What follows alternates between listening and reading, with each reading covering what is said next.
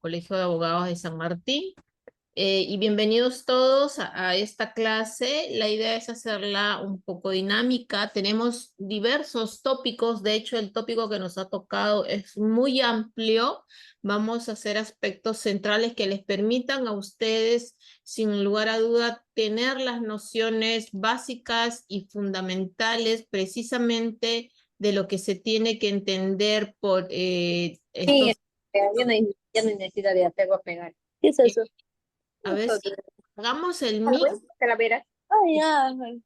Podemos apagar el micro para no interrumpirnos, por favor, y cualquier duda levantan la manito o mejor van apuntando las preguntas en la caja y si no, pues bueno, vamos atentos al tema. Vamos a hablar sobre el tema de los delitos, precisamente que tienen relación o consonancia con este factor lamentable, sin lugar a duda, que se acontece muchas veces en nuestro país y en verdad no somos exclusivos, digo lamentable porque es un fenómeno delictivo que está todavía presente cuantitativamente muy amplio. Y estamos refiriéndonos, sin lugar a duda, a los delitos contra la libertad sexual.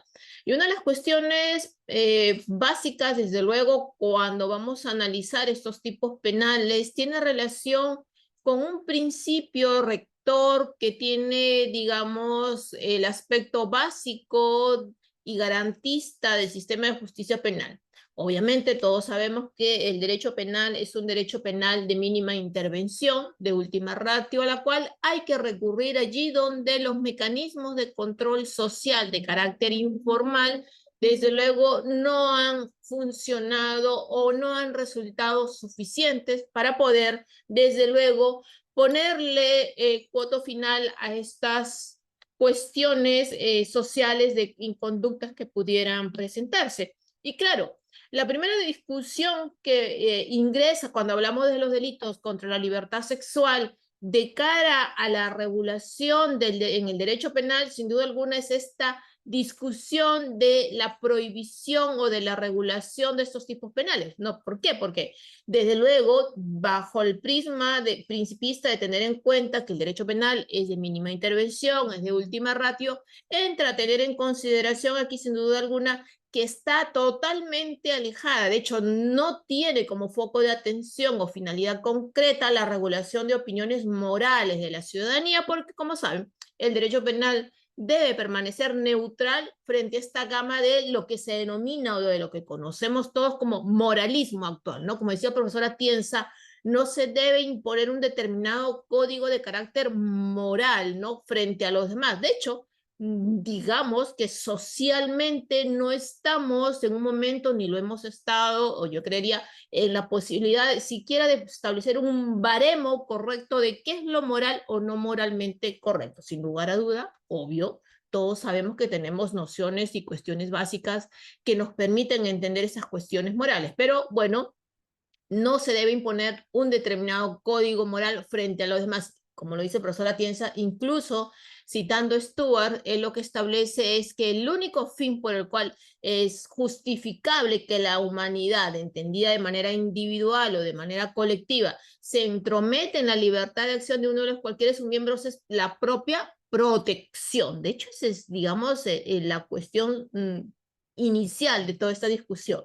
De hecho, ya que hablamos de esos temas morales o la discusión de qué cautela el derecho penal en base a este principio de mínima intervención, es preciso tener en cuenta que el legislador del Código del 91, a pesar de que los códigos que le antecedieron, estamos hablando del Código de 1920, de 1924, tenían al honor sexual y las buenas costumbres como bienes jurídicos protegidos preponderantes en los delitos sexuales, consideró el legislador del 91, recuerden que es el código vigente, más allá de todos los parches que ha tenido, consideró la libertad sexual en forma genérica como el único y exclusivo bien jurídico protegido. Y claro, realmente hoy en día, legislativamente lo que tenemos en cuenta es que no se cautela, desde luego, ya no se cautela bajo estos lineamientos, ni la honestidad, ni la moralidad o la irreprochabilidad de las mujeres, sino uno de los valores sociales más importantes sobre los que descansa, sin lugar a duda, el Estado democrático de derecho y sobre todo el pluralismo político, como es la libertad del ser humano sin distinguir género, y aquí hay que tener en consideración este aspecto, sin distinguir el género al que pertenece, ni su condición, desde luego, social o económica, ideológica o política, cual fuera eso. Vamos a entrar a dos tópicos centrales, del bien jurídico protegido. Cuando hablamos del bien jurídico protegido de cara a los delitos de libertad sexual, estamos hablando de dos manifestaciones, de la libertad sexual como bien jurídico protegido y de la indemnidad sexual como bien jurídico protegido. Porque es importante tener en consideración las nociones básicas de ambos bienes jurídicos precisamente para establecer ciertos puntos en común, pero de sobremanera, lejos de estos, las diferencias entre ambas, ¿no? El legislador, vamos a referirnos primero a la libertad sexual como bien jurídico protegido, lo que se ha consagrado aquí a la libertad sexual como el bien jurídico protegido en los delitos sexuales, el legislador lo ha regulado de esa manera, reconociendo que esta libertad es una de las manifestaciones más esenciales del derecho fundamental a ¿qué?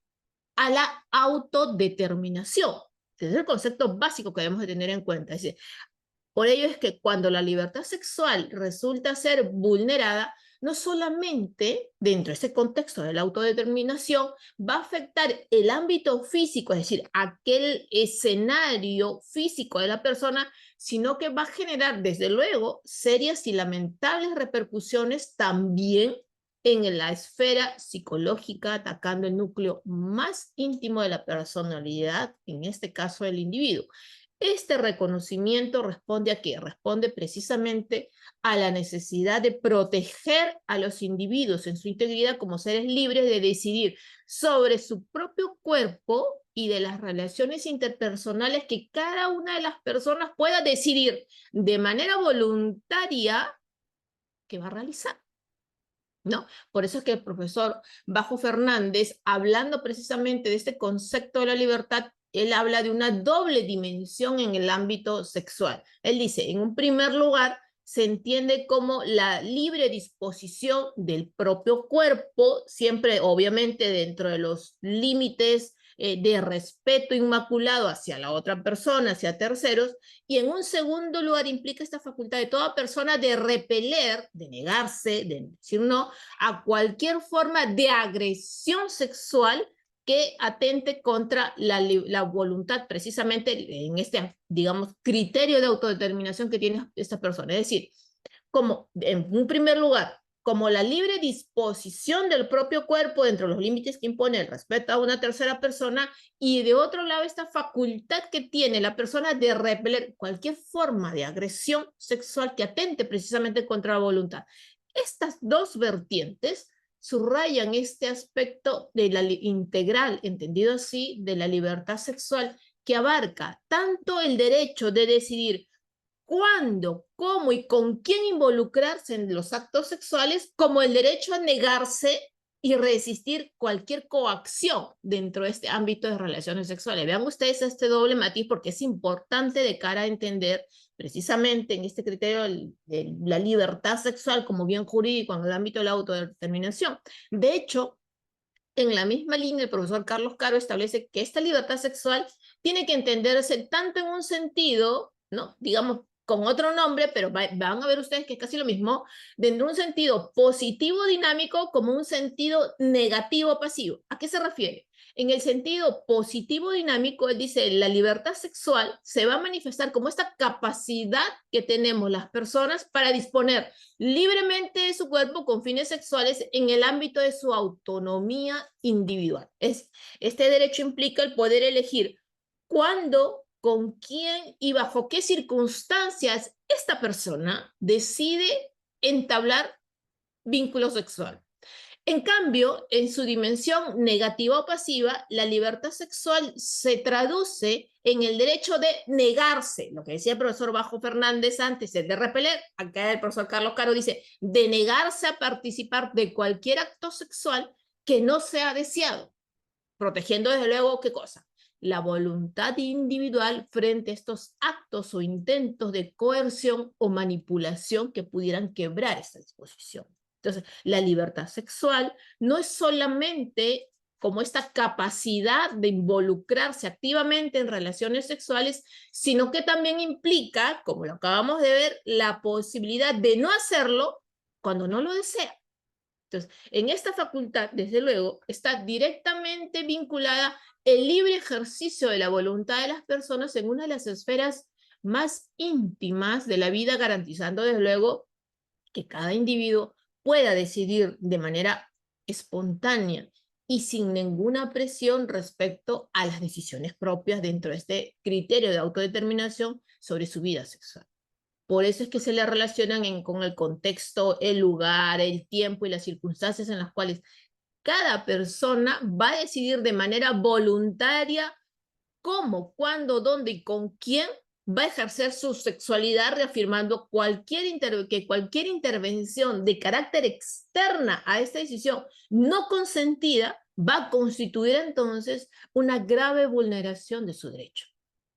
No, de hecho, incluso bajo esta misma que dice el profesor Bajo Fernández, el profesor Carlos Caro Coria, Norberto Bobbio distingue, haciendo esta doble manifestación, entre la libertad de querer o de voluntad, la libertad positiva, y la libertad de obrar o la libertad negativa. La libertad de querer o la libertad de voluntad o libertad positiva, como la denomina, es entendida como esta capacidad de autodeterminación que implica que cada persona tiene el derecho de orientar su voluntad hacia una decisión autónoma sin ser influenciada o dominada por la voluntad de otro. Este aspecto, sin lugar a dudas, es crucial en la vida sexual porque cualquier imposición sobre la voluntad de otro va a representar entonces una transgresión a la dignidad humana. Y la libertad de obrar o esta libertad negativa va a implicar la capacidad, en los lineamientos que establece el profesor Norberto Bobbio, la capacidad de realizar u omitir comportamientos sexuales de acuerdo con la propia voluntad sin interferencia externa no autorizada, consolidando de esta manera, sin lugar a duda, este enfoque más amplio de la libertad sexual como una esfera privada de carácter inviolable. Entonces, como ven ustedes, hay estas manifestaciones. De hecho, y también el profesor Díaz Répoles detalla que el concepto de libertad, bajo este lineamiento, el profesor Bajo Fernández, el profesor Carlos Caro Coria, el profesor Norberto Bobbio, dice Díaz Répoles en este concepto, en estos dos aspectos, el positivo y el negativo. Desde la perspectiva positiva, una vez más, la libertad sexual va a permitir que cada persona disponga de estas capacidades, de sus capacidades sexuales, en tanto en la esfera de su propia intimidad, de su propia vida privada,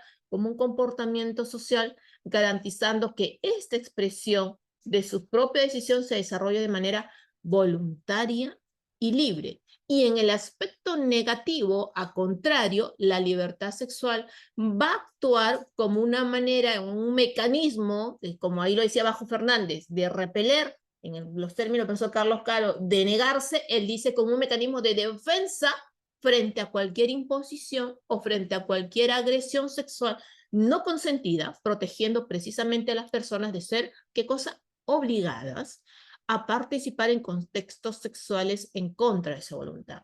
Y este criterio de esta doble manifestación, a las cuales ha venido detallando el profesor Bajo Fernández, el profesor Carlos Coria, el profesor Norberto Bobbio y el profesor Díaz Répoles, precisamente también ha sido, digamos, asimilada o seguida por la Corte Suprema. Si ustedes revisan el recurso de nulidad 2540-2009 Arequipa, perdón, Apurímac, establece estos dos conceptos de manera clara, precisamente en esta jurisprudencia. Este enfoque entonces integral refleja el reconocimiento de que la libertad sexual, estamos hablando de la libertad sexual como bien jurídico, es un derecho fundamental que debe de protegerse tanto entonces en la esfera positiva como en la esfera negativa, porque va a garantizar que toda persona tenga esta posibilidad o esta potestad precisamente de decidir libre y voluntariamente respecto de su cuerpo y sus relaciones sexuales dentro del marco de un Estado democrático de derecho en el cual nos encontramos y sin lugar a duda respetuoso de los derechos humanos. Ahora, esa es la libertad sexual en estas dos manifestaciones, es lo que implica. ¿Qué entendemos entonces por indemnidad sexual como bien jurídico protegido? Lo hablábamos antes. Cuando hablamos de los delitos de libertad sexual tenemos que hablar de la libertad sexual como bien jurídico protegido y de la indemnidad sexual como bien jurídico protegido. Cuando hablamos de la indemnidad sexual, nos estamos adentrando, sin lugar a dudas, en una categoría específica de delitos en el cual, digamos, dentro de su configuración y dentro de su estructura, el sujeto pasivo es un menor de edad de 14 años o menos, o, como ustedes bien lo saben, personas incapaces. Estas personas, desde luego, de acuerdo a su falta de madurez o aún falta de capacidad física y mental, no están entonces, y por eso es que surge este bien jurídico, la de la indemnidad sexual, en condiciones, de acuerdo al propio desarrollo, no han evolucionado, no han madurado todavía, de poder ejercer plenamente su libertad sexual. Estamos hablando de menores o de incapaces, lo que los convierte, sin lugar a duda, en sujetos de especial protección en el ámbito penal. Por ello es que el concepto de indemnidad sexual se fundamenta en la idea de que los menores de estos sujetos de especial protección son menores de edad o personas incapaces que no cuentan precisamente porque no han logrado la madurez aún de las herramientas emocionales, psicológicas o cognitivas necesarias. ¿Para qué? Para precisamente comprender, consentir o decidir sobre conductas de índole sexual. Este enfoque lo que busca es resguardar la integridad, desde luego, frente a situaciones que podrían comprometer su sano desarrollo, porque de eso es lo que se está tratando, y su sano desarrollo entendido de manera integral. ¿A qué me estoy refiriendo? Tanto físico como emocional y psicológico. ¿Por qué hace esto el legislador? Por una cuestión básica, porque a diferencia de los adultos, quienes desde luego se entiende, han alcanzado un nivel de desarrollo que les permite consentir o rechazar actividades sexuales de manera autónoma y consciente, al contrario de ellos, los menores de edad y las personas incapaces carecen precisamente de esta capacidad a la que hablábamos antes, se dan cuenta. Por tanto, ¿por qué? Porque el desarrollo físico, psicológico, emocional o cognitivo no está lo suficientemente avanzado como para que puedan comprender precisamente las implicancias y las consecuencias de dichas actividades ni tomar decisiones informadas al respecto. Este déficit precisamente de madurez se debe a esta incapacidad de carácter legal, marcada ya legalmente, para ejercer plenamente la libertad sexual. Por ende, entonces, vamos viendo esta doble diferenciación o esta regulación a distinto de lo que podemos entender como la libertad sexual o la indemnidad sexual como bienes jurídicos. Vamos avanzando porque en este tiempo, en verdad tan corto, espero desarrollar todos estos temas. Hablemos del consentimiento, un tema muy importante de cara a lo que estamos hablando en estos delitos contra la libertad sexual. Claro, ¿de qué estamos hablando en esto? En algunos delitos, ojo, en algunos delitos, el consentimiento de la persona, es decir, el sujeto pasivo, puede representar, no en todos los casos, pero puede representar un factor determinante que influye en la valoración de la antijuricidad del hecho. Es decir, si se verifica que existe una causa de justificación derivada del consentimiento, ello puede excluir la tipicidad del delito. Es decir, a ver, en el caso particular de los delitos sexuales, esta cuestión fundamental, cuando estamos hablando del consentimiento, y aquí ya quiero ser muy clara, con esta posibilidad de influir en la valoración del criterio de la antijuricidad, esta cuestión adquiere una relevancia crítica ya que el consentimiento, pero vean cuál, el consentimiento expreso y libre de la víctima se convierte en un elemento central para determinar si se va a configurar o no la conducta delictiva. Pero como digo, en algunos delitos y atendiendo a determinados criterios, porque como ustedes bien saben, esto no es del todo pacífico. En el ámbito de estos delitos, delitos de violación sexual, el consentimiento expreso precisamente de la víctima resulta, sin lugar a dudas, esencial para poder discernir si nos encontramos ante una conducta ilícita y un acto punible o no. Y en el caso de existir, desde luego, este consentimiento de manera libre, voluntaria y objetiva, el acto sexual estaría justificado, estamos hablando, entienden, de esta valoración de la antijuridicidad del hecho, pues la persona habría consentido en forma consciente y sin coacción.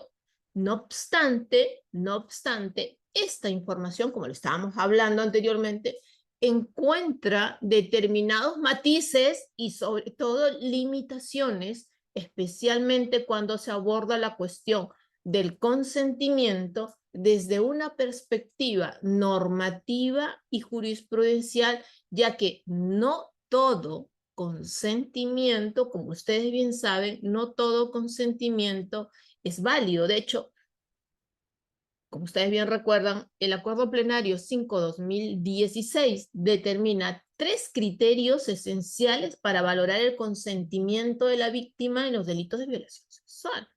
El primero, es decir, no se aceptan conclusiones contrarias sobre el consentimiento a la actividad sexual. ¿Qué implica esto? Que esto siempre debe representar una manifestación libre y voluntaria. Si es que hubo miedo, amenaza, coacción o aprovechamiento de un entorno coercitivo, es decir, no se acepta.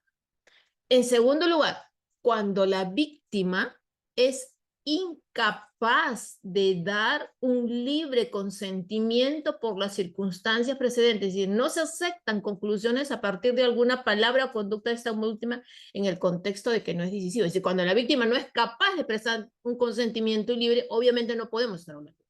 Y en tercer lugar, lo que ha dicho la Corte Suprema es cuando la víctima guarda silencio o no pone resistencia, no se puede presumir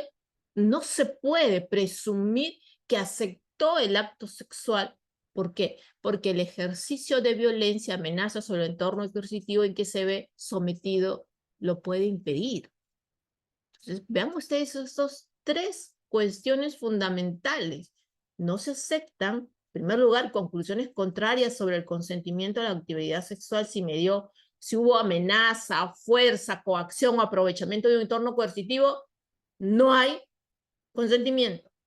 Segundo momento, si es que la víctima es incapaz de prestar el consentimiento, no se puede entender que hay consentimiento. En tercer lugar, si es que la víctima guardó silencio o no se opone a resistencia, no se puede presumir que ha aceptado el acto sexual porque puede haber dado, en el caso concreto, algún acto de violencia, de amenaza, de coacción, que precisamente pudo haber impedido que esta víctima sometida diga.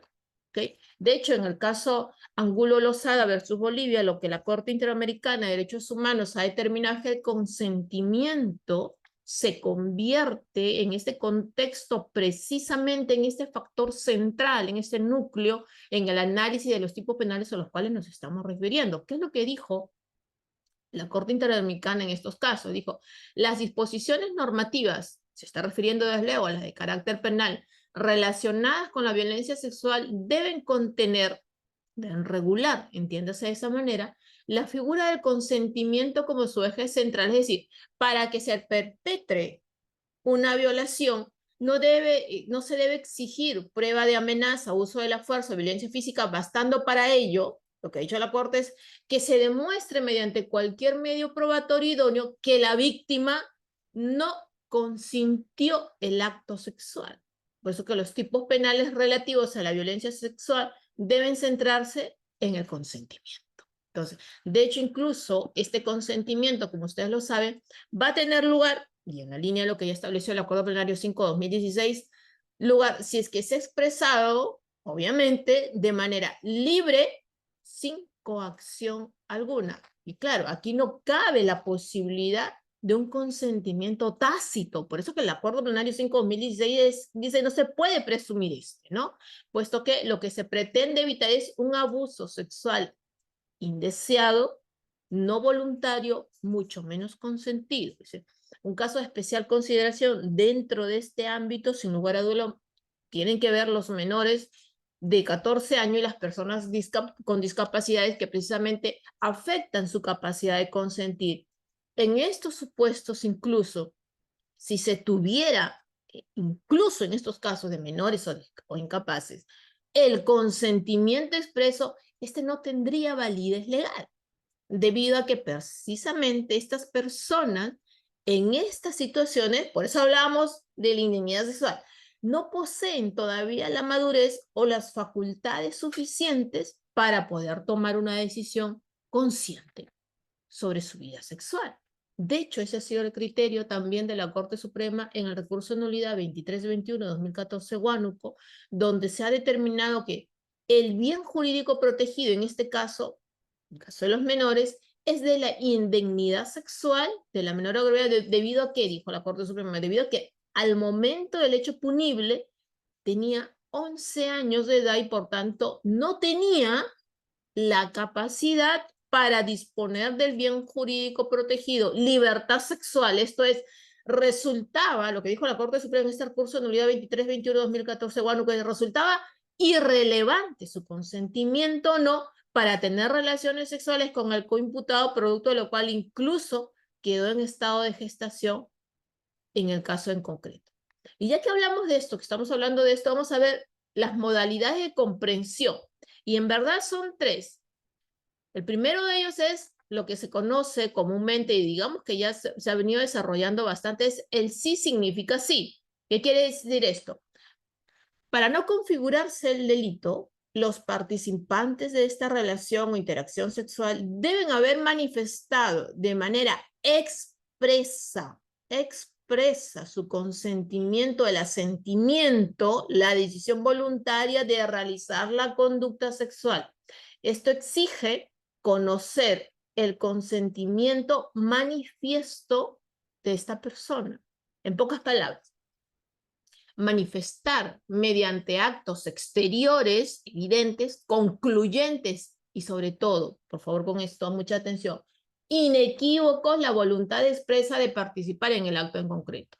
Y de hecho una de las problemáticas que se plantea aquí es, citando lo que dice el profesor Guy Bernard, o Enrique Guy Bernard, que muchos de ustedes seguramente lo han leído, es el caso límite de la esposa del autor, ¿no? En esto siempre hay debate en estas cosas, por eso el profesor Guy Bernard incide mucho a la esposa del autor, que mediante una actitud meramente pasiva se deja hacer el acto carnal en su lecho cónyuge. Son casos extremos o los denominados casos difíciles, como saben. La segunda modalidad o manifestación de lo que estamos conversando tiene que ver, antes él era el sí, significa sí, ahora es el no, significa no. Quiere decir con esto, el consentimiento de la otra persona que participa en esta interacción se asume y la única manera de quebrantar tal aceptación es mediante una manifiesta negativo o rechazo. De hecho, también es problemático si es de aplicabilidad a las diversas modalidades de delito sexual. Por ejemplo, no debe equipararse un beso como un acceso carnal no consentido y por ello debe de entenderse siempre en estos contextos bajo ciertos límites. El no de la víctima significa un no, un rechazo a toda posibilidad. Tercera cuestión, si entendemos aquí el consentimiento como una causal de atipicidad, ¿a qué nos estamos refiriendo con eso? Y aquí vamos a recurrir a lo que dice el profesor Polaino Ors. Lo dice, el consentimiento, que hemos hablado de esto, es la manifestación de la autodeterminación personal de los bienes disponibles afectantes al tipo. Y en este caso, la libertad sexual frente a alguna agresión sexual. Aquí, el sujeto solo podrá disponer de bienes subjetivos que conformen ¿qué cosa? Su propia constitución, es decir, su propia esfera de organización como persona responsable, es decir, bajo un ejercicio razonado de esta autodeterminación. Y hay que tener en cuenta que hay una cuestión puntual, que la libertad no es una derivación, sino que es el componente, y lo decíamos antes, el eje central, ¿no? Es el componente esencial de esta capacidad de autodeterminación racional de la persona. Por lo tanto, el ejercicio de tal libertad es actuar a riesgo propio. Cualquier decisión de la persona en ejercicio de su derecho a la autodeterminación y por ende al exteriorizarse se presupone como un acto de libertad cuya incidencia, cuyo ejercicio resulta razonado y no solo si se trata de un bien entendido, disponible, que va a dejar inmune la incidencia lesiva que pudiera en este caso darse como una autopuesta en peligro o una autolesión no consentida. Como cada sujeto, por ejemplo, al disponer de sus derechos subjetivos, es decir, en el tópico de la libertad sexual, se presupone la autonomía e indislegablemente de libertad, por eso es así como se calificaría el ejercicio de estos derechos como un acto legítimo.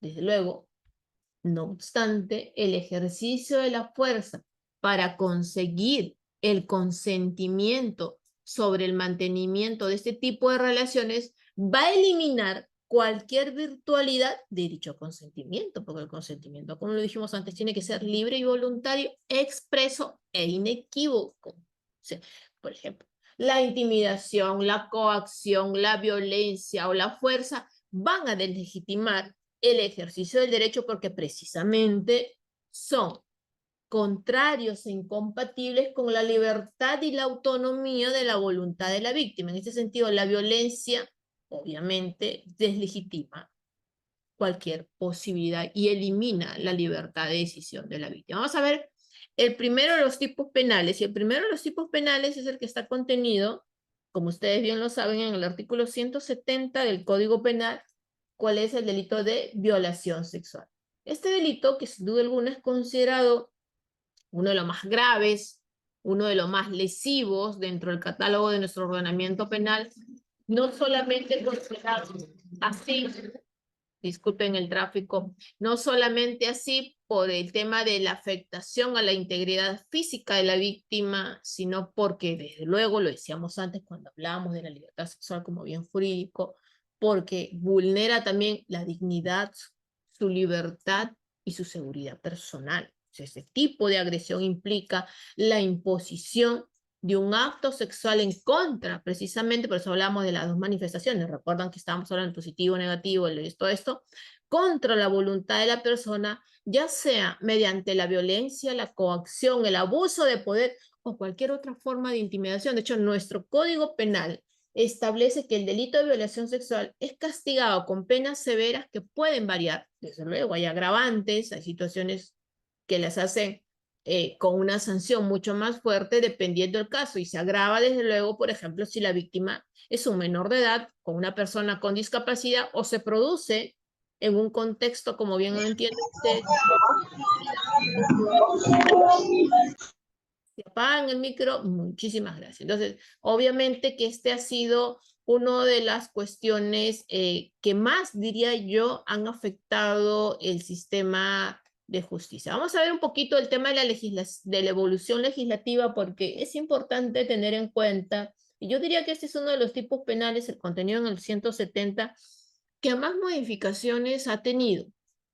Y en tanto más modificaciones ha tenido, es importante atender por qué estas modificaciones y por qué obviamente la naturaleza y la finalidad político-criminal a la cual respondieron en su momento y a la cual responde la regulación vigente. Como ustedes saben, de hecho, de pronto a la versión primigenia del código, que debemos de tener en cuenta aquí, obviamente, a la versión primigenia que debemos de tener en cuenta, plasmada en el artículo 191, vino la primera modificación que fue la ley 26293 de febrero del 94. Con esta ley lo que se hizo fue, se aumentó el grado punitivo del delito, pasando a ser no menor de 4 ni mayor de 8 años, y porque antes oscilaba solamente de 3 a 6 años. La siguiente modificación fue la que se dio con la ley 28.251, ya estamos hablando ahora del 2004, en la cual se amplió la conducta del tipo, la conducta típica del delito de violación sexual, buscando la agravación de este con circunstancias agravadas o penadas entre penas de 8 a 15 años de pena privativa de libertad. En el año 2006 lo que vino fue la modificatoria producto de la ley 28.704, en la cual se estableció que las penas en contra de los violadores son más severas, siendo ahora de 6 a 8 años, y que en esos casos las circunstancias agravantes no menor de 12 ni mayor de 18 años. Aunado a ello, lo que se hizo además en el año 2006 fue a considerar, o se agregó una nueva agravante del hecho en el cual el autor sea docente o auxiliar de educación en el centro educativo en el cual estudiaba la víctima. Entonces, bajo un diseño político criminal. Recuerden ustedes que el diseño legislativo responde siempre a una política criminal que tiene su base o inicio en un fenómeno social. A posterior, en el año 2007, lo que sucedió con la ley 28.963 fue que se modificó la segunda circunstancia agravante, quedando de la siguiente manera. Se decía, y ahí lo que se estableció es, en el caso de, si para la ejecución del delito se haya prevalido cualquier posición, ya entramos a estas cuestiones, cualquier posición o cargo que le dé una particular autoridad respecto, desde luego, de la víctima o de una relación de parentesco, por ser ascendiente, descendiente, cónyuge, conviviente, descendiente o hermano por naturaleza, o incluso por adopción o afines a la víctima, de una relación proveniente de un contrato de locación de servicios, o incluso, se dijo en ese momento, en el 2007, de una relación laboral, o si la víctima le presta servicios como trabajadora del hogar, ¿no? En el año 2013 lo que vino fue la ley 30.076, con la cual se agregó como circunstancia agravante el hecho de que la víctima tenga entre 14 y menos de 18 años.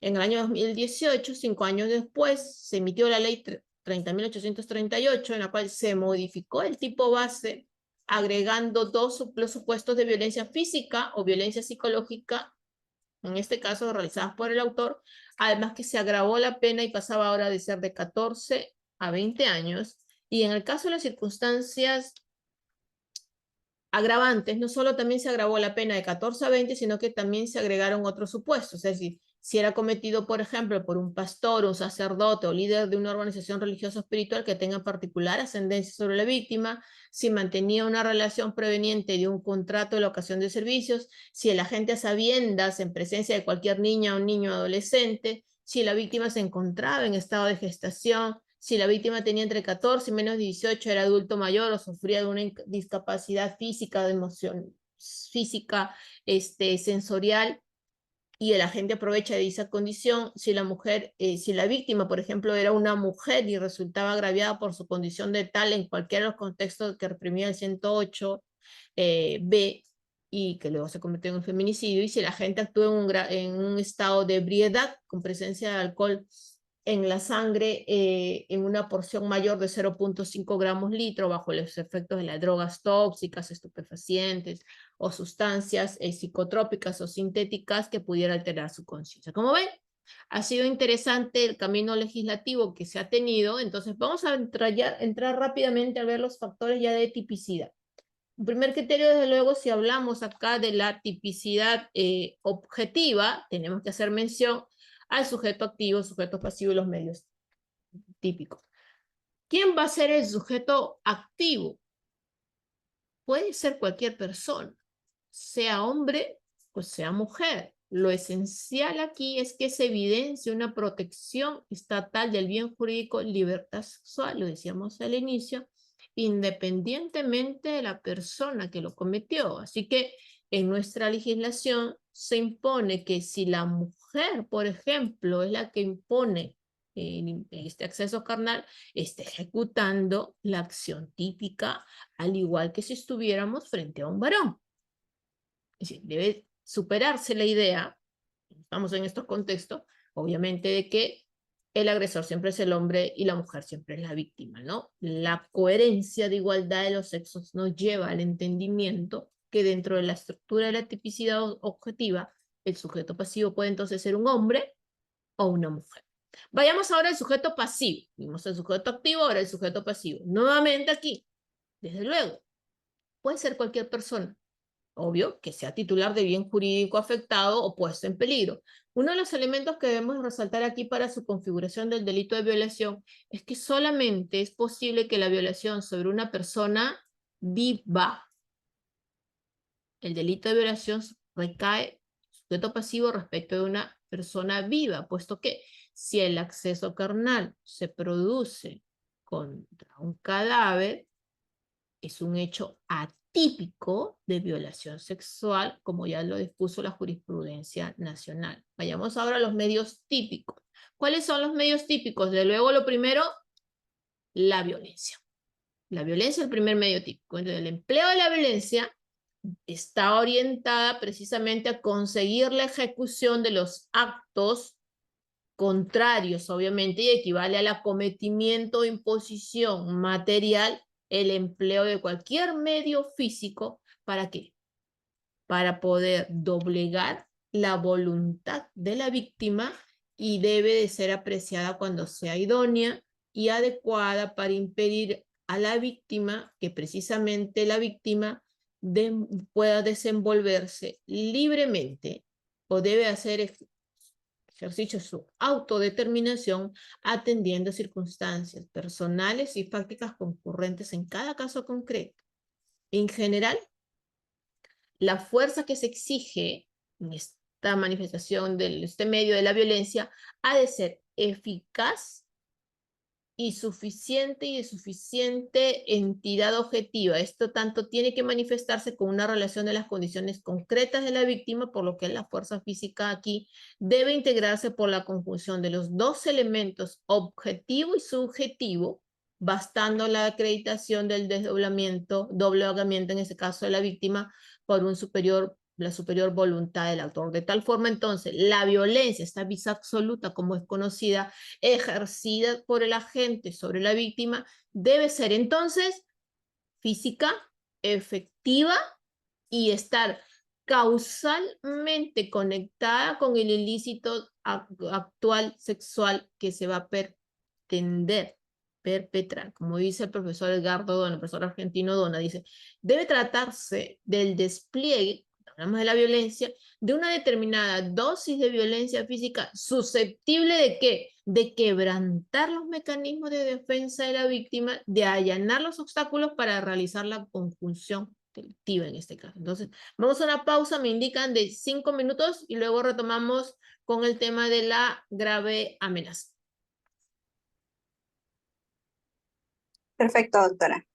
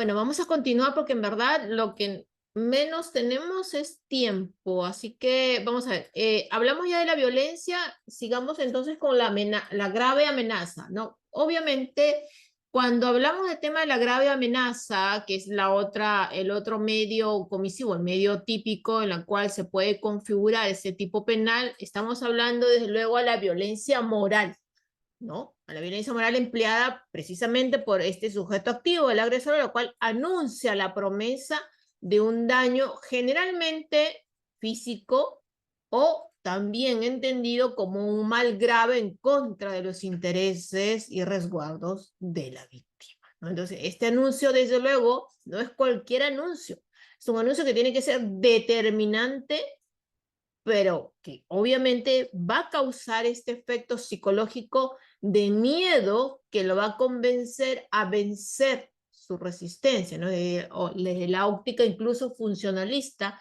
la amenaza, entendida como este anuncio a la víctima, que la va a privar precisamente de los medios de desarrollo que jurídicamente le corresponden, es decir, sus derechos, o que va a continuar en una intervención lesiva hacia lo mismo, pero que no obstante se va a valorar la intensidad, ¿no? Ahí donde antes decíamos que este factor determinante, se va a determinar la intensidad, pero una intensidad que va a ser, como bien anuncia, grave amenaza, grave, que tiene que tratarse de un anuncio idóneo, que va precisamente a influir en gran medida en el vencimiento, nuevamente, ¿de qué? De su consentimiento por tratarse de una privación grave, pero además inminente. El segundo medio típico es el aprovechamiento de un entorno de coacción o entorno en que impida dar su libre consentimiento. Ya vimos la violencia, la grave amenaza, ahora vemos el aprovechamiento de este entorno de coacción o el entorno que le va a impedir dar un consentimiento. Se entiende, desde luego, ya que estamos hablando aquí de esta modalidad comisiva, que va a girar en torno al elemento típico del consentimiento, por eso es que hablamos del consentimiento antes, ¿no? Pero desde luego valorado desde un entorno instituido o que lleva viviendo la víctima en un tiempo que va a aprovechar el autor. Es decir, vamos a entender aquí en términos generales al entorno de coacción cuando el sujeto activo va a irrogar la esfera de la organización precisamente de la víctima, y de esa forma lo que va a lograr es impedir que esta persona afectada disponga o disfrute de la disponibilidad de su derecho de la libertad sexual. Es decir, una heteroadministración del derecho a la libertad sexual por parte precisamente del autor. Hay que resaltar aquí que esta heteroadministración es ilegítima, pues en nuestro estado, digamos, en nuestro estado democrático de derecho, cada uno gestiona sus derechos, ¿no? Desde luego, si valoramos esta heteroadministración en un lapso de tiempo, y estamos hablando de estas cuestiones en las cuales se encuentran en un lapso de tiempo periódico y que también se vuelve constante, solamente de esa forma va a ser posible considerar el elemento ahí de donde impida a la víctima dar su libre consentimiento, precisamente en distintos escenarios o los comunes factores inminentes, ¿no? Que son distintos al momento en los cuales son la violencia y la amenaza, que son los dos primeros factores que vimos, como los entornos que sin duda son preestablecidos, tales como la desigualdad social, la etnia, la religión, o que no permiten que el sujeto pasivo, perdón, precisamente realice un ejercicio adecuado de su libertad o autodeterminación sexual o real, y que puedan ser aprovechados por el autor debido a la posición en una relación de dominio que tiene precisamente respecto al sujeto pasivo.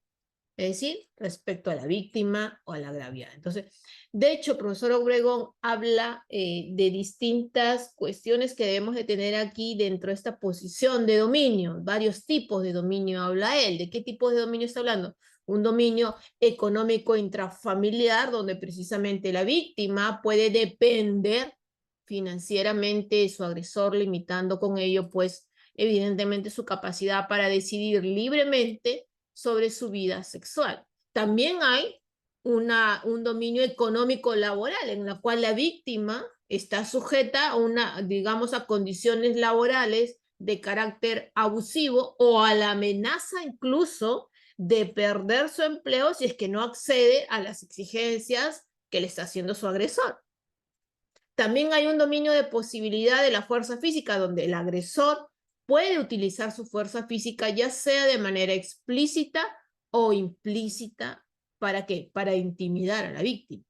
También hay un dominio en contexto de guerra donde las normas, digamos, de convivencia y los derechos humanos son sistemáticamente violados y las víctimas son vulnerables por abusos sexuales precisamente en estas situaciones de conflicto.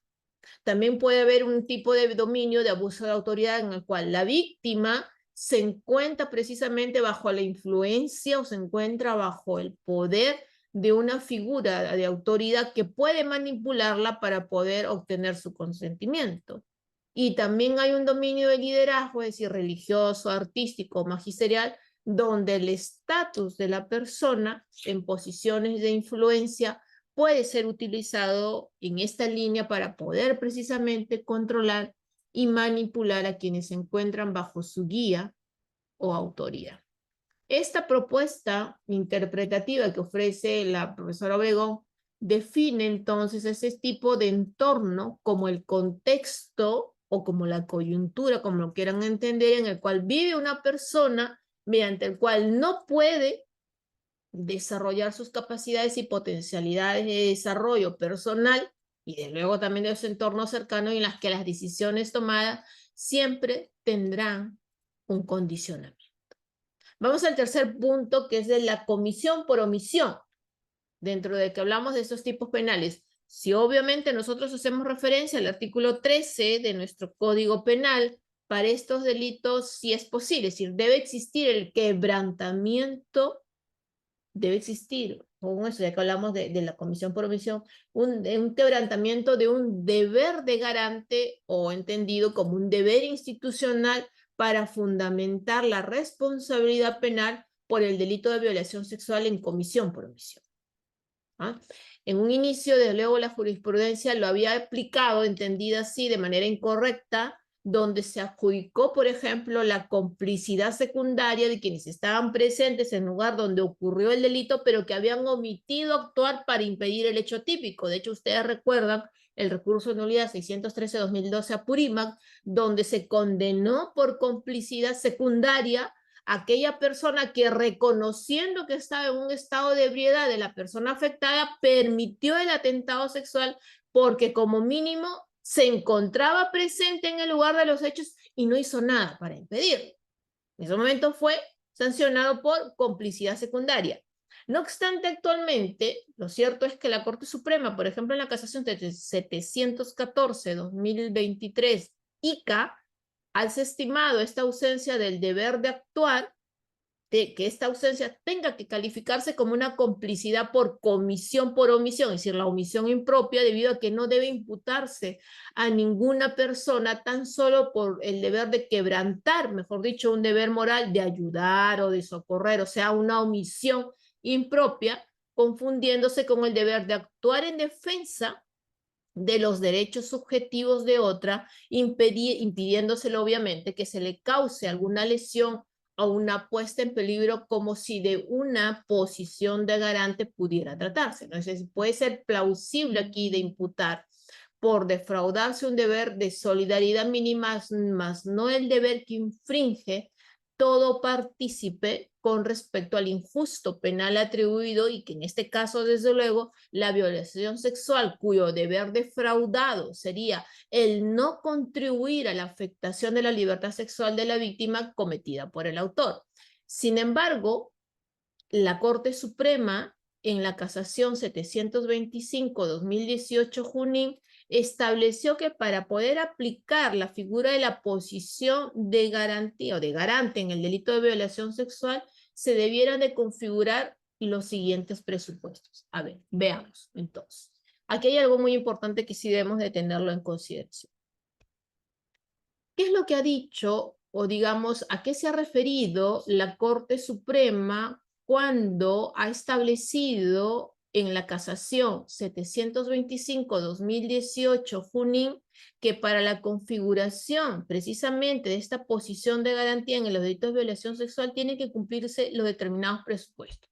En primer lugar, que es un delito de resultado, el cual ha de admitir posiciones de garantía que debe impedirse.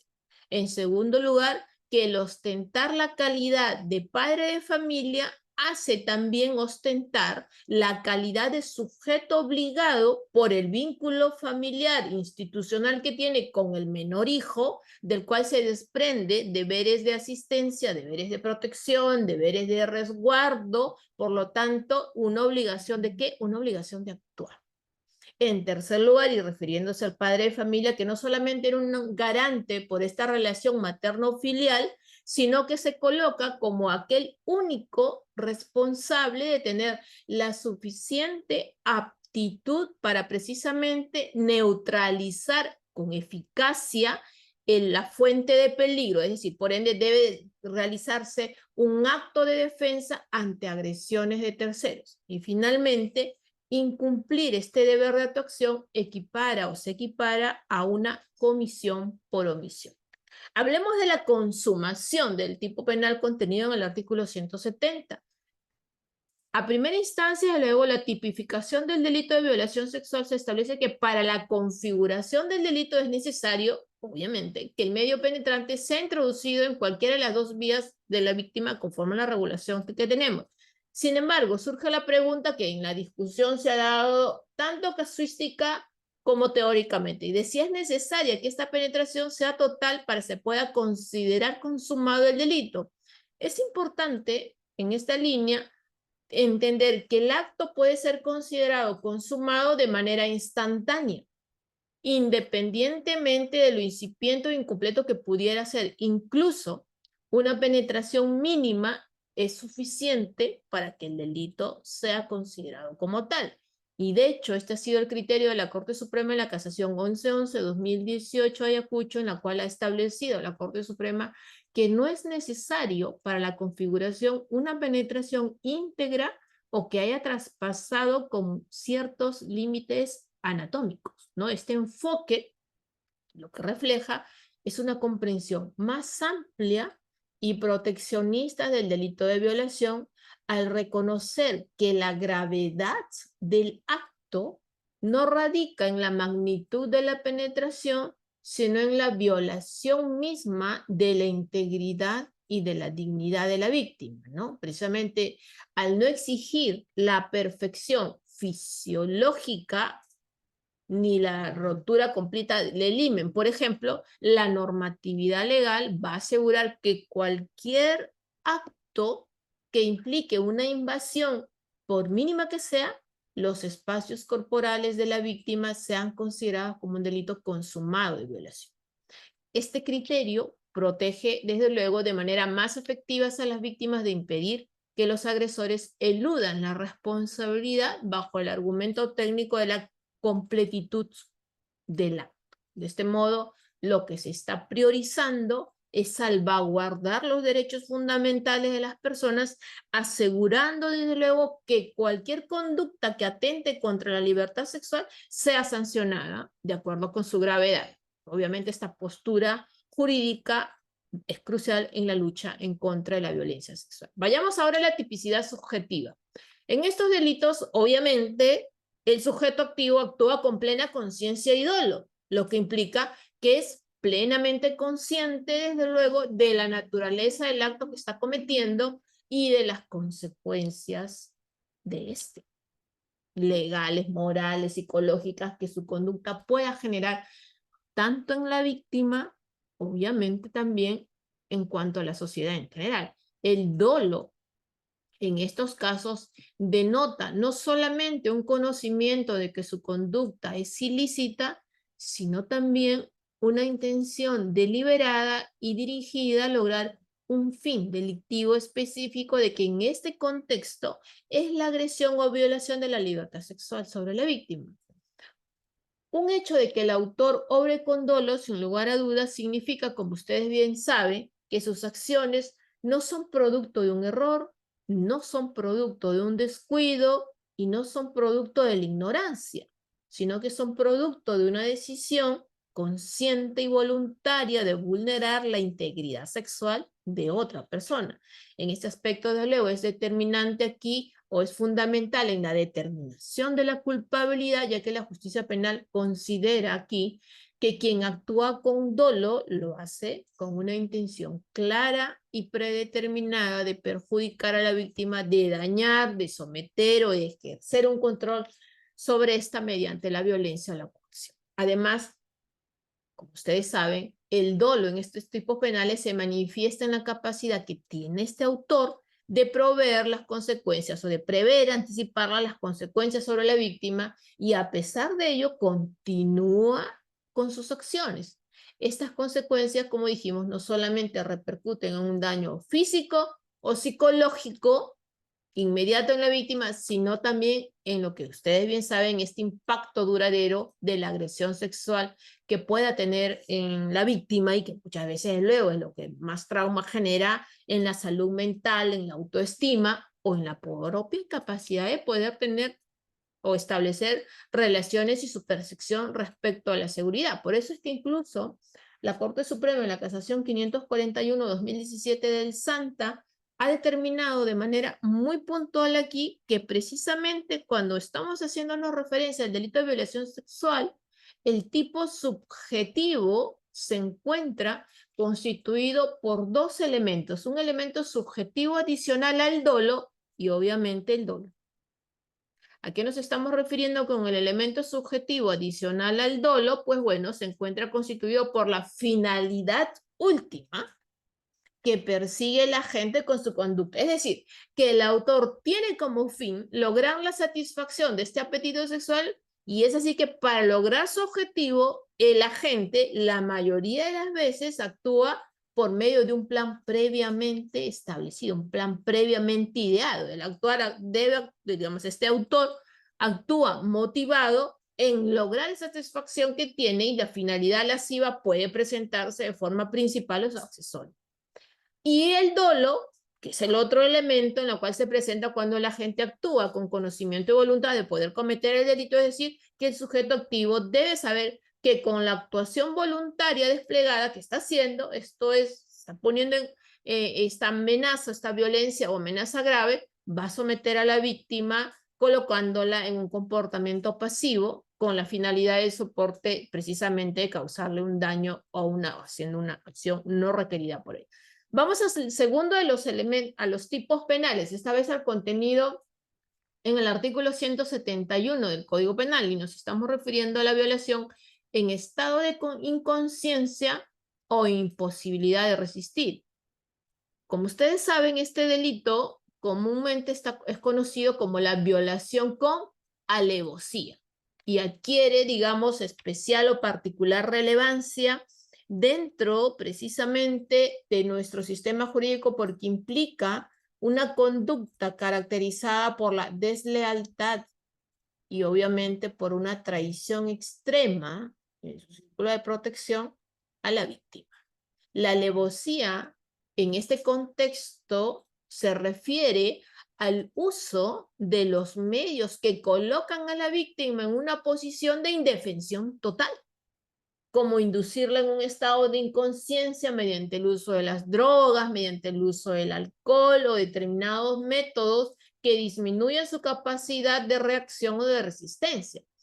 Esta estrategia, obviamente calculada por el autor, no solamente agrava el delito, sino que también revela esta acción premeditada de asegurarse de que la víctima no tenga capacidad alguna de poder defenderse, aumentando obviamente la vulnerabilidad y la desprotección en la cual se está encontrando. Al actuar precisamente con esta intención de reducir o de eliminar cualquier capacidad de defensa o de resistencia de parte de la víctima, está traicionando aquí el sujeto activo la confianza implícita que puede existir en determinadas, digamos, situaciones o contextos sociales o interpersonales, como el uso de lo que estábamos hablando, estas sustancias de contexto de interacción común, fiestas, las reuniones familiares, sociales, las citas o los propios de esto que vemos en las discotecas y en todos los lugares, aprovechándose precisamente de la debilidad creada artificialmente. Vamos a ver, dentro de la tipicidad objetiva, la tipicidad subjetiva, ya estamos viendo los componentes ahora de este delito. El sujeto activo, obviamente, puede ser también cualquier persona, como le decíamos antes, independientemente de su género, hombre o mujer, ¿no? Lo relevante es aquí, no es quién lo comete, al menos para este tipo penal, sino los medios empleados por el sujeto activo, precisamente ¿para qué? Para colocar a la víctima, al sujeto pasivo, en un estado de inconsciencia o de incapacidad con el fin de ejecutar el acto sexual sin consentimiento.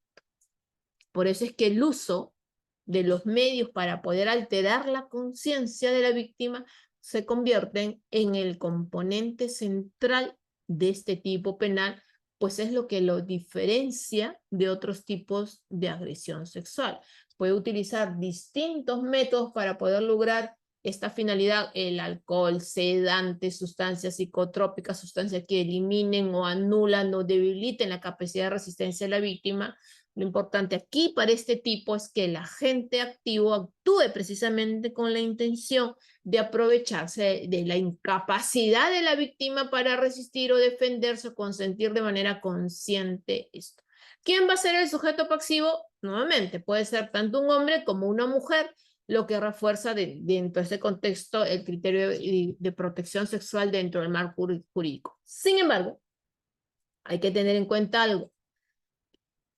Es fundamental aquí, si la víctima es mayor de 14 años y que no padezca ninguna incapacidad física o mental, la razón de este requisito específico radica en la estructura precisamente legal de los delitos sexuales en el Código Penal, que clasifica, como bien saben ustedes, y protege a la víctima de manera diferenciada según la vulnerabilidad y la capacidad de defensa.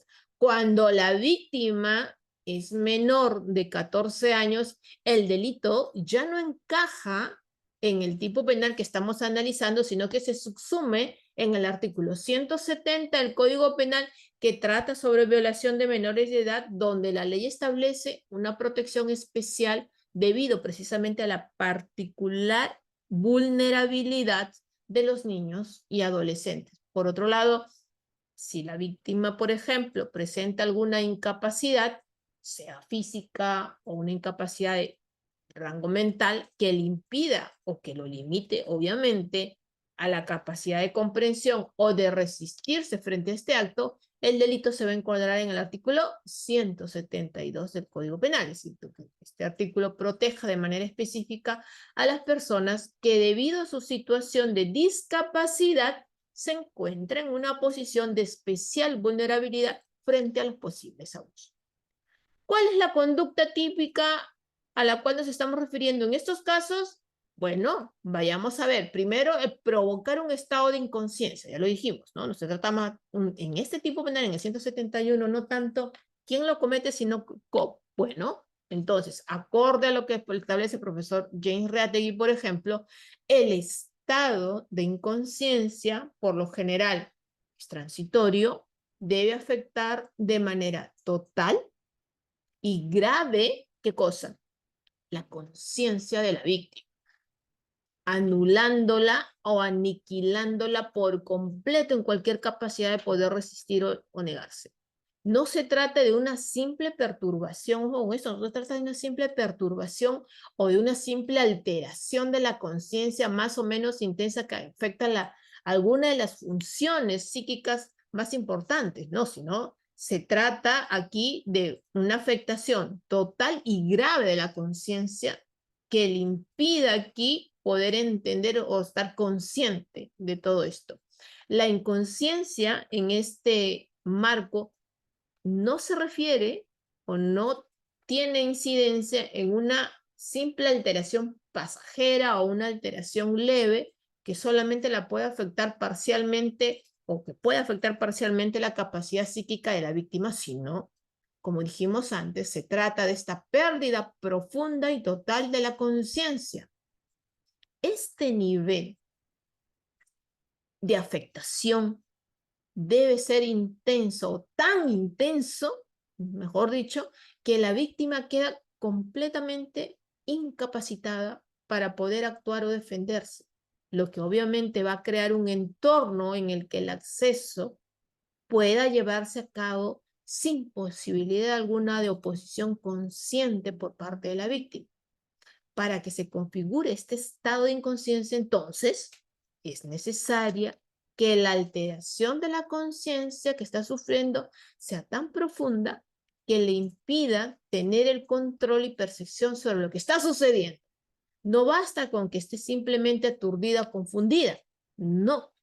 Debe de haber una anulación completa de sus funciones mentales que le impida, bajo cualquier forma, resistirse. ¿Okay? Por ello que en la casación 1133-2021 Tacna se estableció que la víctima se habría encontrado en un segundo periodo de estado de ebriedad, ¿no? De acuerdo al rango que se establece, en la cual había mostrado, se dijo en ese caso, características como la pérdida de eficiencia en los actos más o menos complejos, así como la dificultad de mantener la postura y la disminución de los reflejos y el campo visual, lo que conllevaba a que la víctima en ese estado estará una imposibilidad de resistir conforme lo había establecido en el caso en concreto. Lo propio en la casación 697-2017 Puno, en la cual se mencionó que el hecho, o que resulta, dijo la Corte Suprema, un hecho incuestionable, que científicamente se determinó que la agraviada se encontraba en un estado de ebriedad absoluta al momento en que tuvo relaciones con el acusado, de tal manera que carecían de objeto las discusiones respecto de la cantidad de alcohol que haya referido haber ingerido, pues ello puede resultar subjetivo al basarse en recuerdos, mientras que los resultados de pronunciamiento y cálculos retrospectivos habían resultado reales y objetivos. La segunda cuestión a poder tener en cuenta aquí como conducta típica es el colocar a la víctima en una imposibilidad de resistir. ¿A qué nos estamos refiriendo aquí? Como dice el profesor Ramiro Salinas Sicha en este punto, la imposibilidad de resistir tiene que estar entendida como el estado en el que el sujeto activo o el agente hubiera puesto a su víctima para conseguir precisamente el propósito sexual que se pretende. La gente aquí actúa previamente para poner o para colocar a la víctima en un estado que haga imposible su resistencia a su oposición sexual.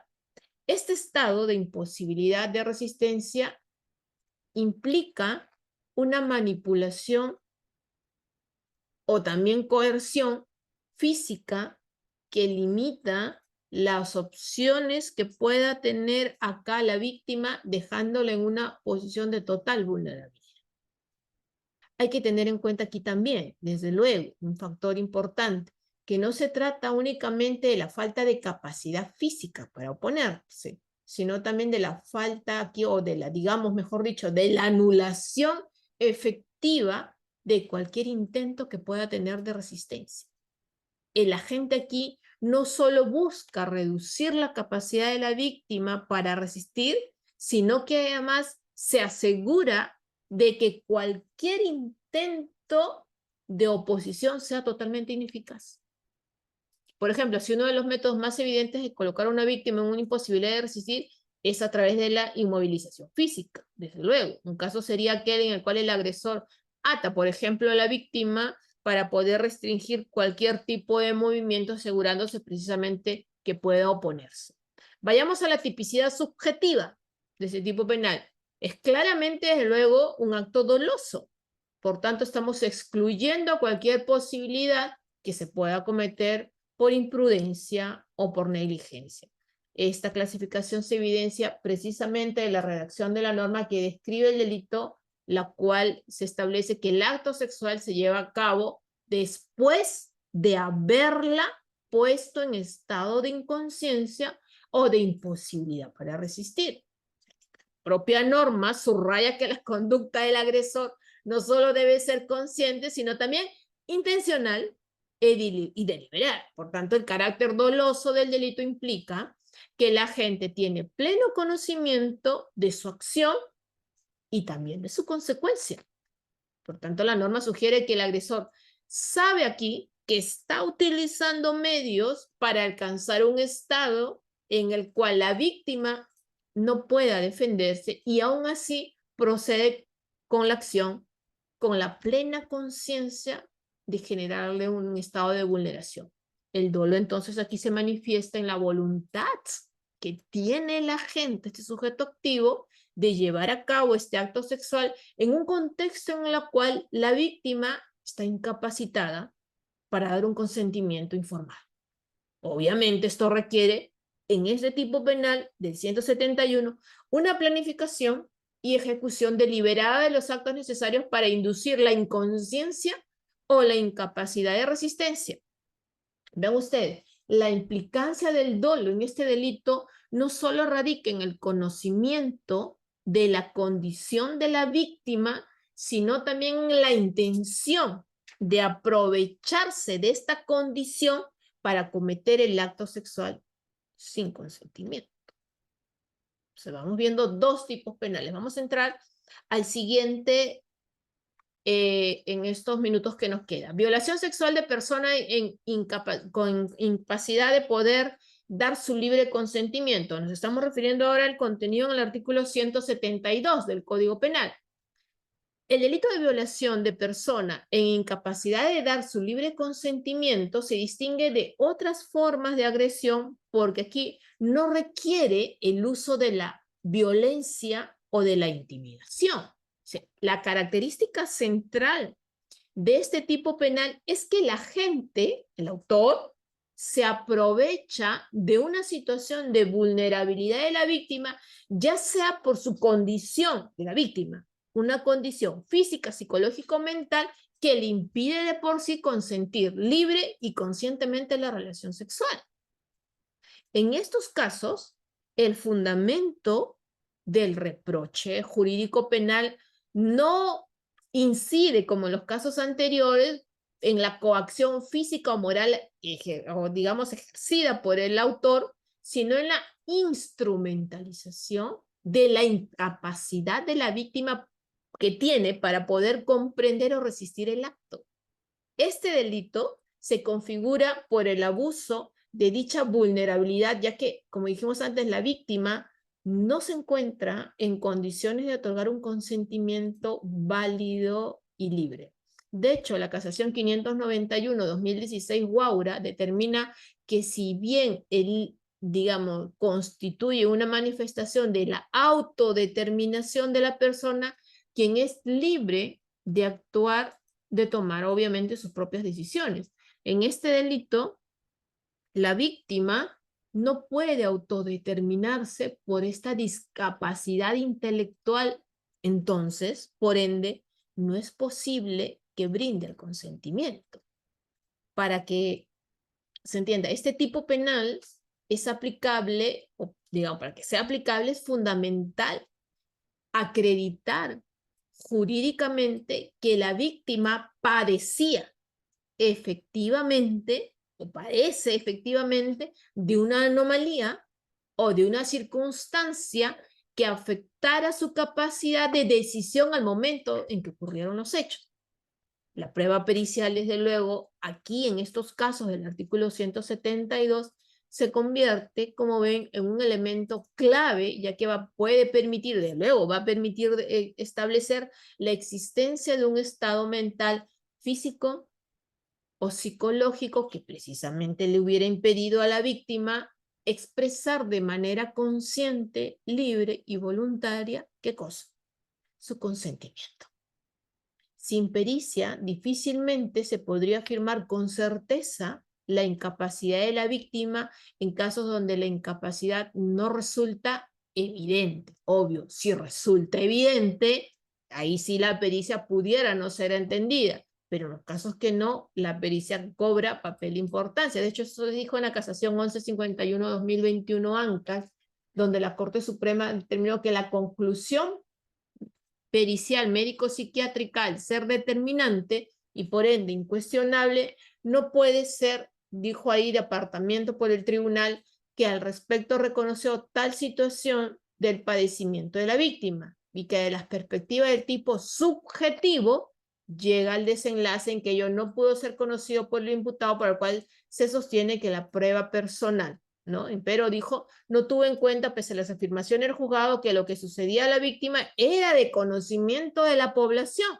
Más aún, según el imputado, conocía a la víctima tiempo atrás y eran vecinos. Si la propia pericia señaló que la encausada carece de capacidad de dar consentimiento por su enfermedad y consiguiente deterioro cognitivo, no es posible marginar este elemento de prueba para darle mayor relevancia a lo que dijeron algunos testigos dos testigos frente a 3 en este caso, por lo que era obvio, dijo la Corte Suprema, desde las reglas de la experiencia médica, que la situación de la víctima, además que en ese caso era notoria y como tal de conocimiento de tercero de la población, obviamente del autor era incluso vecino, conllevaba a esta situación. Vamos a la tipicidad objetiva, ¿no?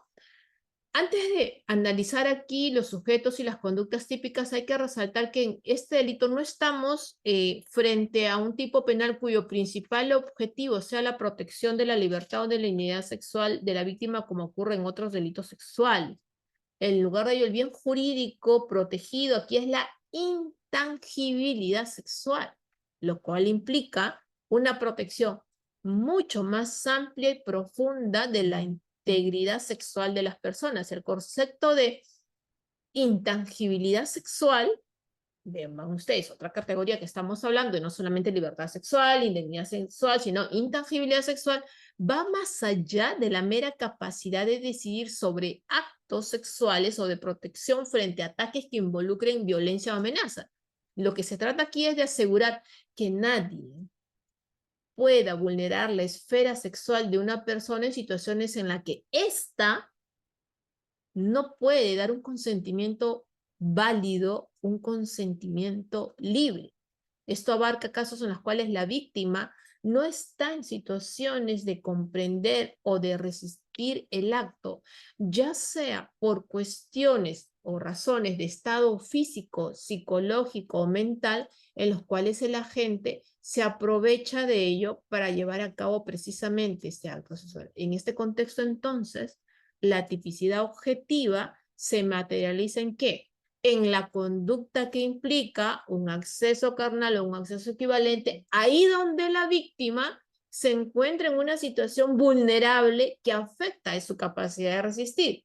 Esta vulnerabilidad, es luego, como dijimos antes, tiene que ser comprobada y a falta de consentimiento se convierte en eje central para determinar la antijuricidad o no de la conducta. Sujeto activo y sujeto pasivo. Bueno, por un lado, respecto al sujeto activo, puede ser cometido también por un hombre o con una mujer sin que medie una especial condición para su realización, a diferencia de algunos otros que vamos a ver, si es que nos alcanzan estos 10 minutos, cosa que dudo. Lo que sí debe de evaluarse es que sea, en este caso, inimputable, por lo que estos actos sexuales realizados entre personas con problemas o deficiencias mentales pudieran no tener relevancia penal. Hay que tener en cuenta eso, ¿no? Por otro lado, el sujeto pasivo, evidentemente, debe ser una persona con deficiencias o anomalías psíquicas grave, alteración de la conciencia, retardo mental o que se encuentre en una incapacidad de resistir. De hecho, esto lo pueden encontrar ustedes en la casación 591-2016, Guaura. ¿Cuáles son las conductas a las cuales estamos teniendo en consideración? Primero, obviamente, esta incapacidad psíquica o imposibilidad de comprender el acto. Como lo dice el profesor James Reategui, la norma no buscaría que los incapaces físicos o psíquicos no puedan ejercer su sexualidad. Muy al contrario, los ámbitos para el desarrollo, dice él, de esta faceta de su personalidad quedan completamente asegurados. Y lo que la norma busca, dice él, es castigar la realización de un acto sexual o un acto análogo solo cuando medio exista abuso por parte de otra persona. Es así que si este requisito no concurre, no se pudiera también configurar el delito de mención. El segundo es la grave anomalía psíquica, grave alteración de la conciencia o retardo mental. Aquí el legislador, al tipificar esa conducta, lo que está haciendo en buena cuenta referencia es un requisito clave en la configuración del delito. ¿Cuál es? La afectación psicológica o mental de la víctima, que debe ser lo suficientemente seria o grave, obviamente, ¿para qué? Para que se considere que su capacidad de consentir, entender o resistir los actos sexuales esté profundamente comprometida. Si ustedes revisan la casación 71-2012 Cañete, se determina que precisamente para la configuración de esta conducta no es necesaria el retardo mental, o que el retardo mental sea de gran intensidad. El tercer factor es la incapacidad de resistir. ¿Qué nos estamos refiriendo con esto? A una situación en la cual la víctima, aún estando en posibilidad de comprender plenamente el significado del acto sexual que está llevando a cabo, se encuentra imposibilitada de oponerse precisamente debido a la condición física que la coloca en una posición de vulnerabilidad frente al agresor. En este escenario, por ejemplo, la víctima no padece o no pudiera padecer una alteración mental o cognitiva que afecte su capacidad de entender lo que está sucediendo, pero su capacidad física para defenderse o para resistir es nula o significativamente limitada. La víctima aquí, obvio, es consciente del estado en el cual se está llevando, pero no puede oponerse. No se puede oponer, por lo que bajo este supuesto estamos hablando de una incapacidad física, más no una incapacidad mental. Y en la tipicidad subjetiva, aquí como dice el profesor Peña Cabrera, el tipo exige la concurrencia, sin lugar a duda, de un componente esencial. Lo que exige es el elemento subjetivo especial que comprende el conocimiento, vean ustedes, el conocimiento que debe tener el agente sobre el estado particular de la víctima, esto es, sabe que sufre una anomalía psíquica, una alteración grave de la conciencia, un retardo mental o una incapacidad de resistir. Es así que resulta desde luego evidente que para la configuración de este delito resulta entonces primordial el conocimiento y la voluntad de la gente para ejecutar el acceso carnal, o el acceso, digamos, que tiene con la víctima que posee una incapacidad especial. Obviamente, esto es corroborado por la misma norma cuando establece en el tipo la frase conociendo que está impedida. ¿No es así que debe, digamos, no cabe entonces, desde luego, una conducta imprudente o una conducta culposa?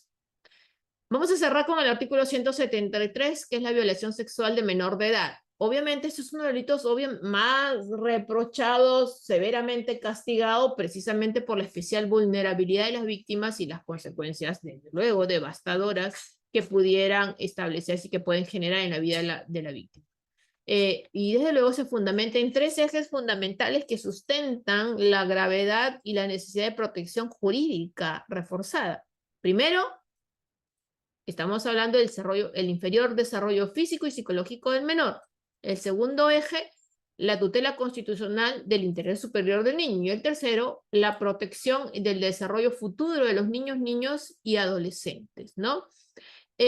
Este ha sido un artículo que también ha tenido una serie de variables que ya por el tiempo no lo vamos a tener en consideración, la evolución cronológica legislativa. Vamos a ingresar de plano y directamente esa parte nos la vamos a saltear a la tipicidad objetiva.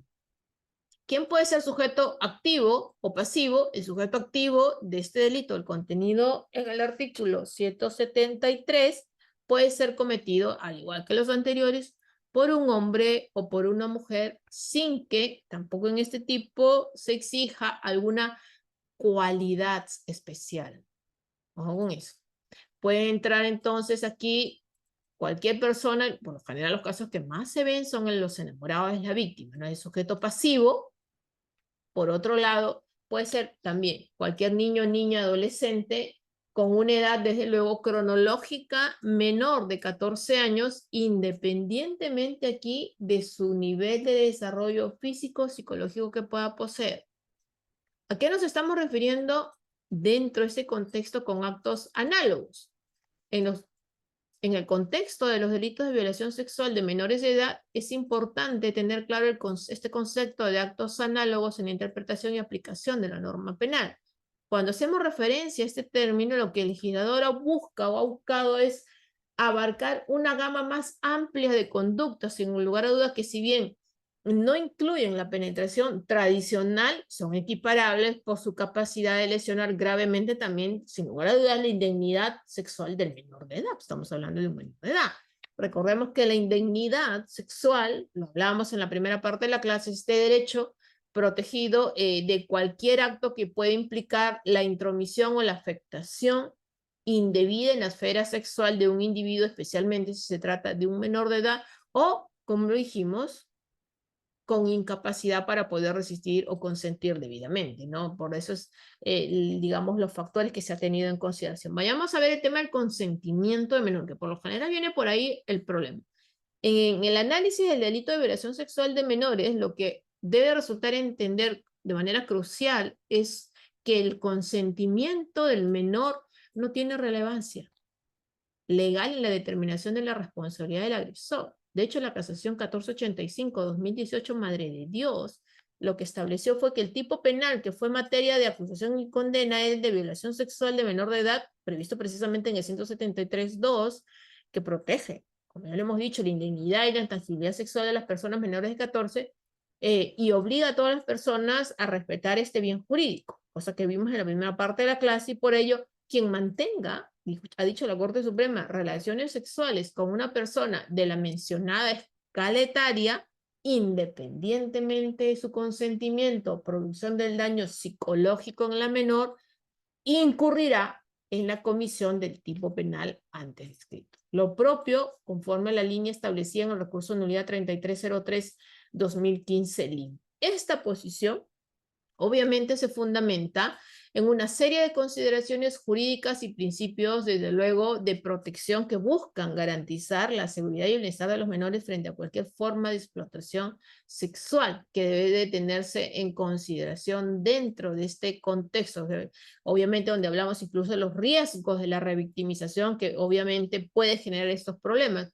Incluso, sin embargo, a pesar de esto, la Corte Suprema en la casación 1102-2023, Ucayali, ha determinado 4 supuestos excepcionales en los que el juez penal puede disponer, incluso, lejos de la revictimización, un reexamen o la realización de un examen de la víctima de violación sexual en juicio, ¿no? Recuerda que dijo, si es que, por ejemplo, no se hubiera llevado a cabo conforme a las exigencias formales mínimas que garanticen el derecho de defensa, si hubiera resultado incompleta o deficiente, si lo hubiera solicitado la propia víctima o se hubiera retractado por escrito, y obviamente también si es que por lo expuesto por el imputado las declaraciones de otros testigos, exigía, sea de rigor, convocar a la víctima para que pueda presentar o incorporar nueva información que aclare determinados sectores que pudieran mantenerse oscuros o ambiguos.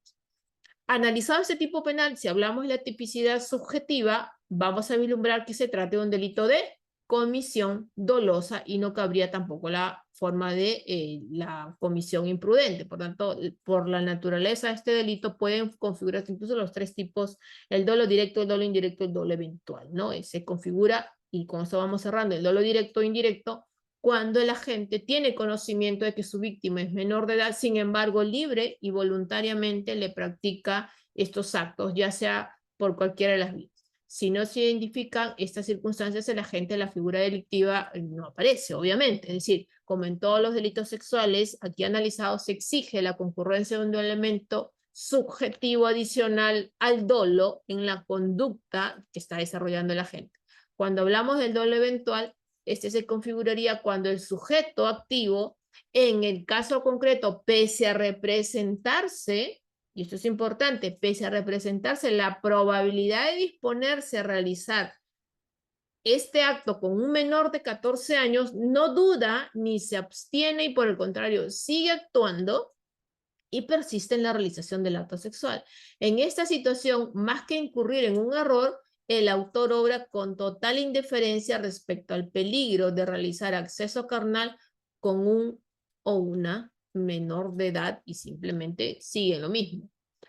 En cuanto al error de tipo, desde luego previsto en el artículo 14 del Código Penal, se da, lo cual es digamos, el desconocimiento o el falso, si se quiere, o el falso conocimiento de un elemento del tipo penal que origina, según su carácter de que sea invencible o no invencible esto, la exclusión de la responsabilidad penal o la sanción de la infracción como culposa cuando estuviera prevista como tal en la ley. Está obviamente, no cabe.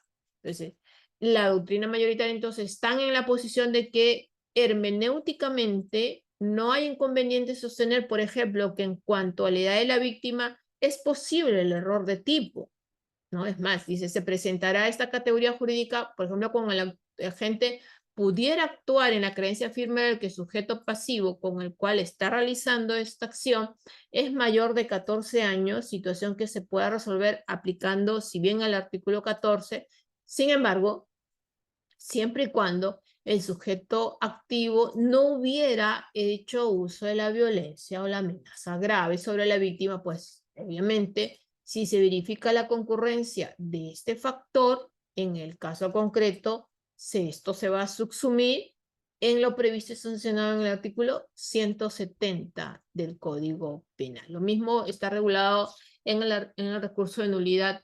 1068-2019 Piura, donde también habla el tema del error de tipo. Así que, bueno, por la hora ya son los tipos penales en los cuales hemos abarcado. Felizmente hemos desarrollado las nociones generales y básicas de este tipo penal.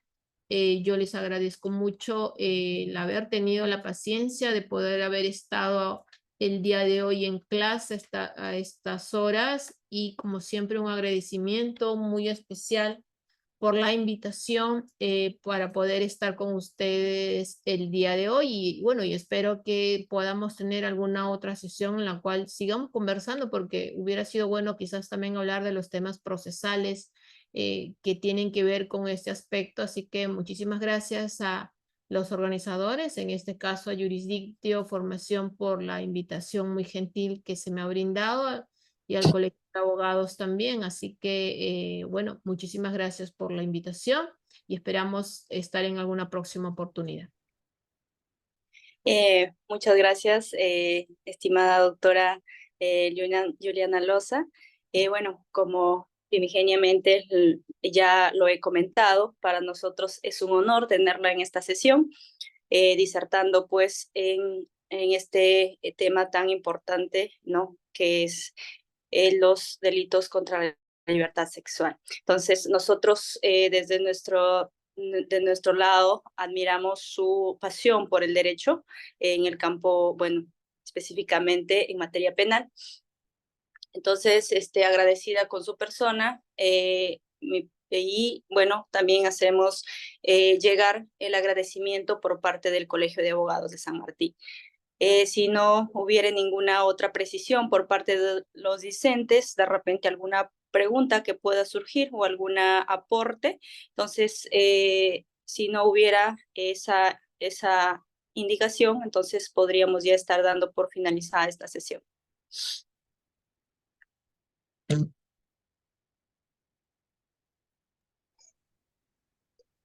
Gracias por la disertación de la doctora.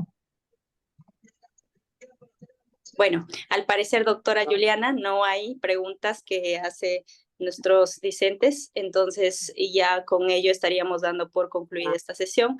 Nuevamente agradecida con usted. Hasta una próxima reunión. Gracias, muy amable. Listo.